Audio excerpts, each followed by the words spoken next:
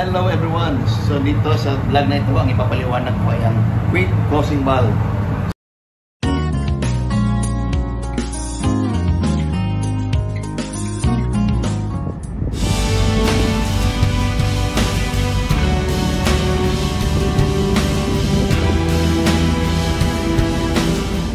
Sa vlog na ito, ang ipapaliwanag ko ay ang quick closing valve.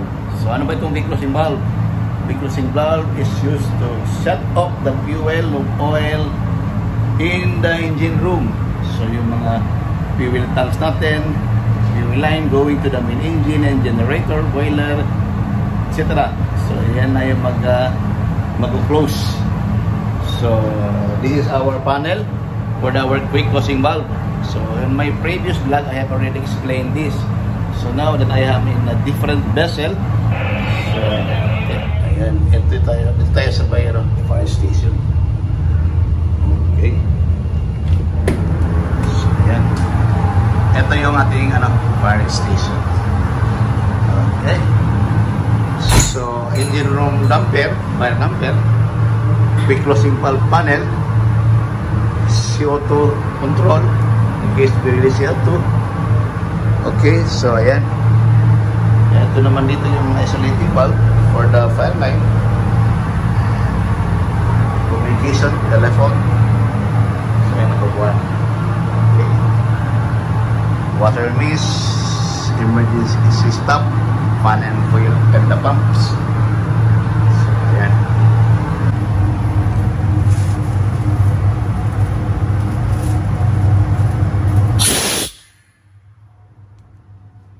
Sek, naka-activate na.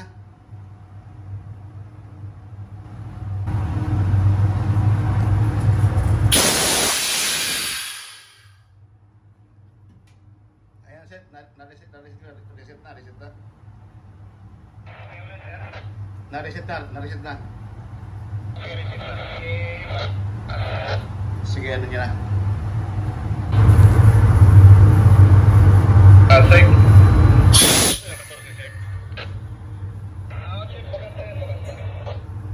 Sek, naka-activate na yung letter B. Pakisabi na kung i-sarado ko na.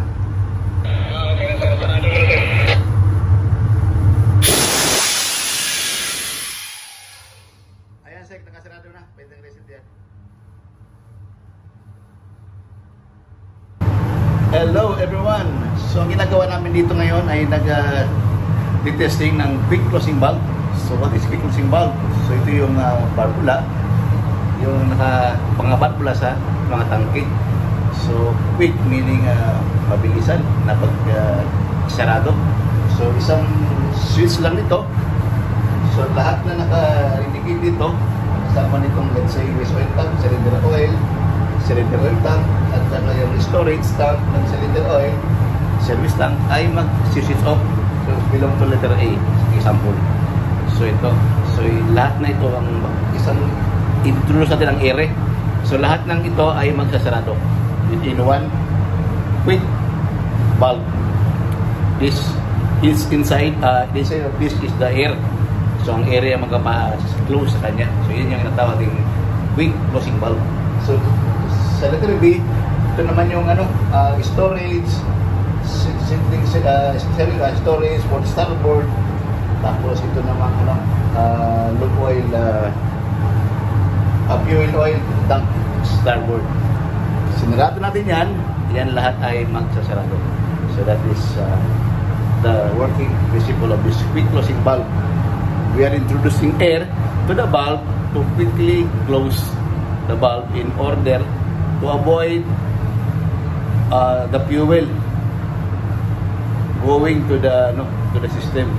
In case of fire, if there is a fire in the engine room, you are shutting off the fuel. So, yun ang ginagawa namin dito. So, we are shutting off the fuel. Okay? So, ito yung quick closing valve, air button. Ayan. So, ito yung mga linyada niya. Ayan. So, ayan.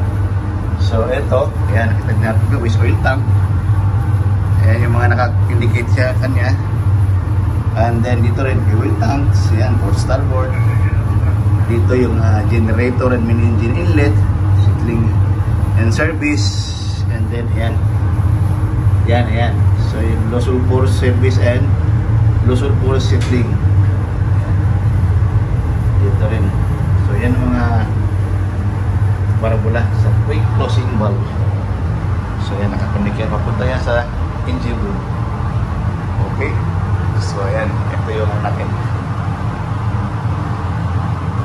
Ito yung fire station natin. Okay, so ito yung CO2 cabinet.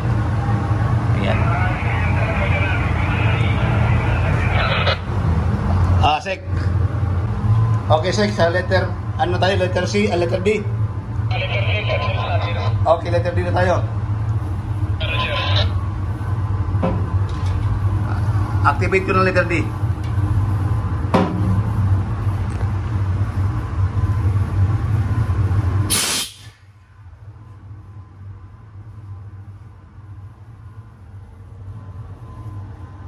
Sek, naka-activate yung letter D.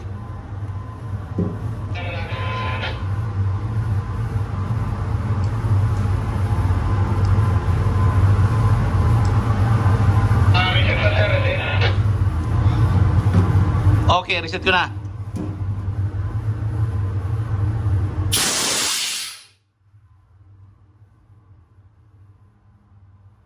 Sek, na-reset na.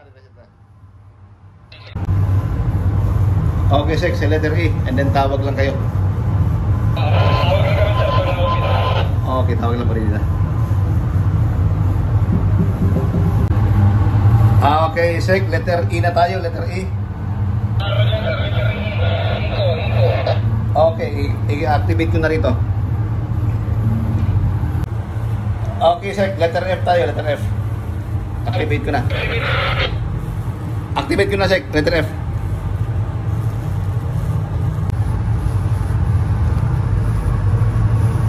Letter F. Sek, na-activate na. Ano, i-reset ko na. Sabi mo lang kung i-reset na.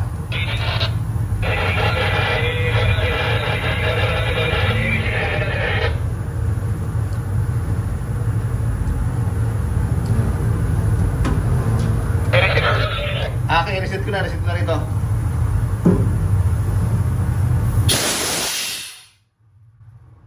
Sek, na-reset na yung letter F.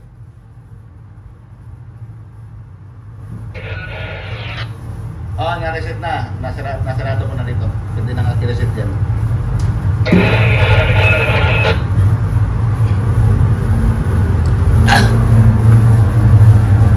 So again, ito yung ano natin, quick closing valve panel. So dito tayo mag-activate ng ating quick closing valve. So as I mentioned earlier, the same lang ito sa aking previous vessel, but I will still explain how to operate our quick closing valve. So in case of fire in the engine room, we have to activate it so that to quickly close the fuel, lube oil, diesel connected from fuel tank and fuel line to the machineries like main engine, generator, boiler, generator.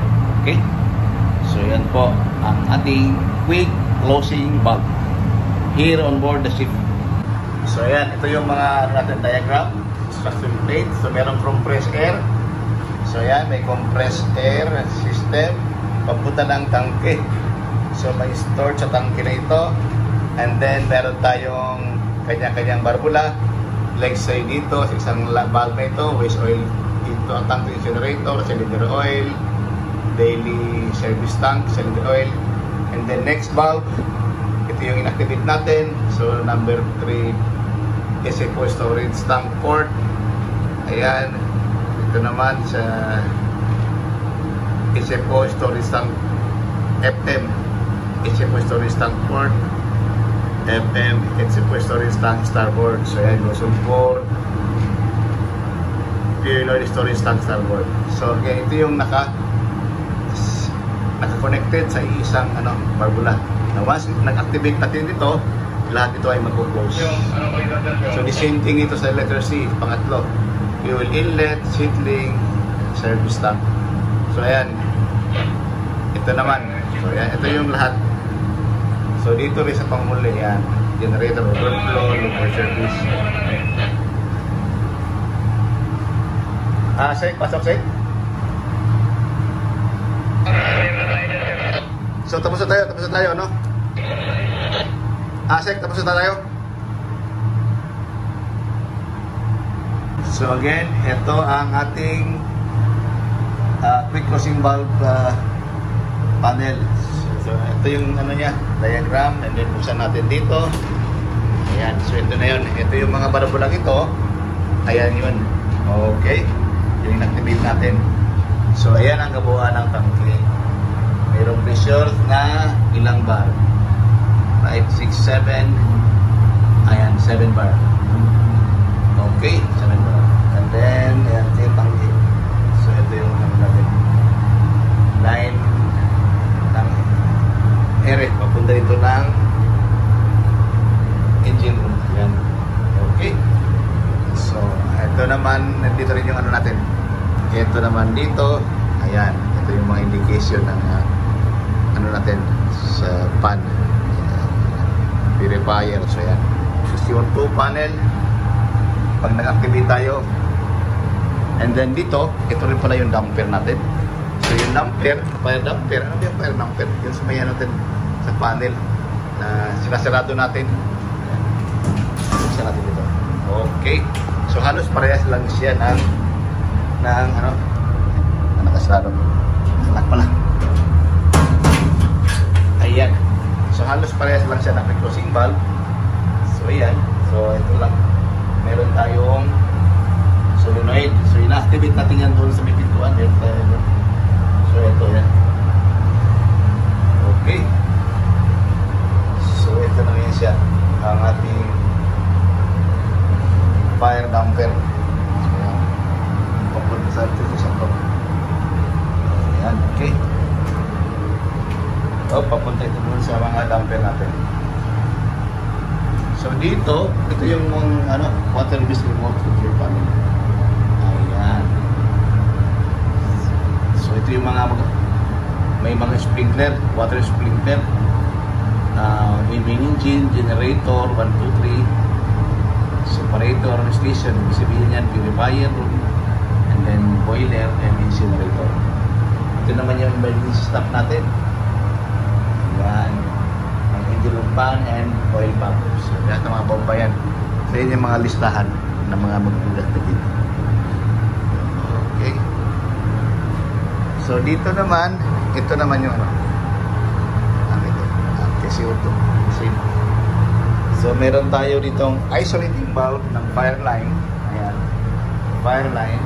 And then, meron tayong switch ng emergency fire pump. Start. Stop. And then, fire pump also. Ayan. So, start natin. Stop. Ayan ang natin dito sa fire station. Okay. So, yan na po tayo. Dito tayo sa fire station. So, I show you the diagram. Where the tanks are located, and this quick closing valve to activate. So this quick closing valve is to be tested every 3 months. So we have a record, and we will send it to the office. Okay, this is our records. So here we are in the engine room.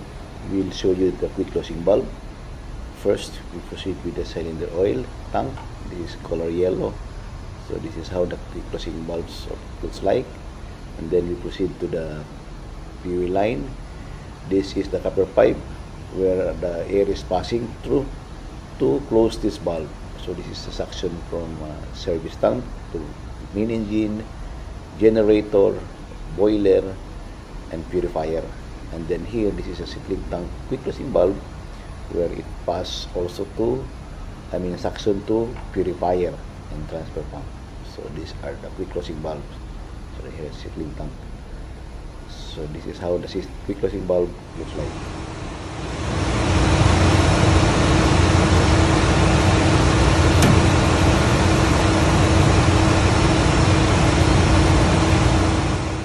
So here we show how to activate the quick closing valve manually, and then how to reset the valve.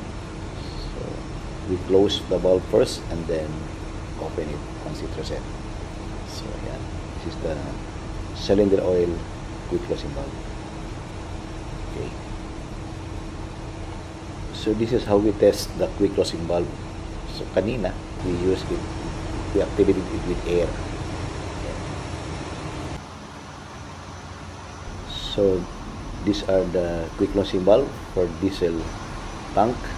So it goes to generator, main engine, purifier, and so this is located beside the tanks.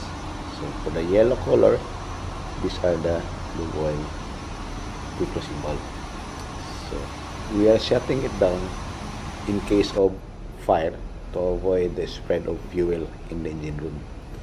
And so in this area here is our quick closing valve for the fuel oil service tank, starboard side. So thanks for watching, and please share and subscribe to my channel and leave a comment, and continue following my vlog.